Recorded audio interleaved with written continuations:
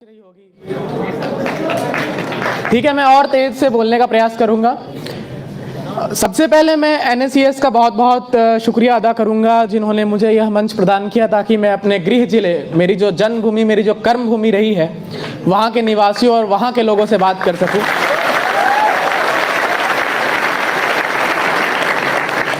और मैं ज़्यादा समय नहीं लूँगा क्योंकि बाकी सभी सेलेक्टेड कैंडिडेट्स को भी अपना स्पीच देना है। तो मैं सबसे पहले अपने एक्सपीरियंस के बारे में बात करूँगा कि मेरा क्या एक्सपीरियंस रहा यूपीएससी एग्जाम का।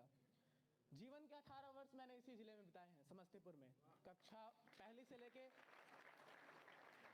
कक्षा पहली से लेके 12वीं तक शायद यहाँ पे बहुत लोगों को पता होगा, केंद्रीय विद्यालय आरयू पूसा है, वहीं से मैंने शिक्षा ग्रहण की है। और मुझे याद है बचपन में मेरा जो गांव था, वहाँ से मेरे पापा मेरे और मेरे भाई को साइकिल के आगे वाले डंडे पे तौलिया लपेट के ले जाया करते थे। तो वो दिन भी मैंने देखा है, वो दिन भी देखा है जब स्लेट पर लिखने के लिए खल्ली मिलता था। उस टाइम चौक नहीं था, खल्ली होता था, और फिर उसको हम लोग जड़ी बूटी से मिटाते थे। हमने वो टाइम भी देखा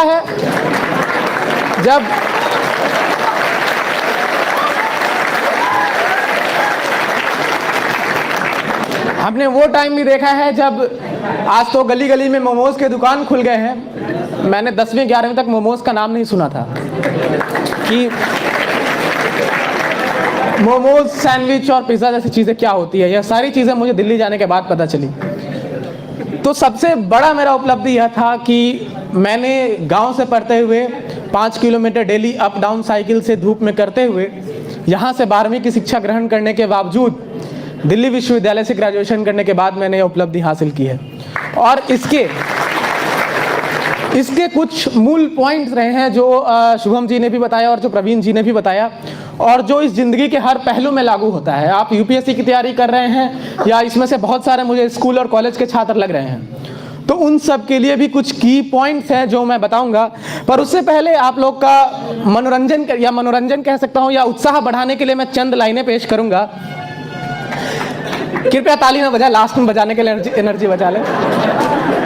चंद लाइनें हैं कि बेहतर से बेहतर की तलाश करो, मिल जाए नदी तो समंदर की तलाश करो, टूट जाता है शीशा पत्थर की चोट से, टूट जाए पत्थर ऐसा शीशा तलाश करो।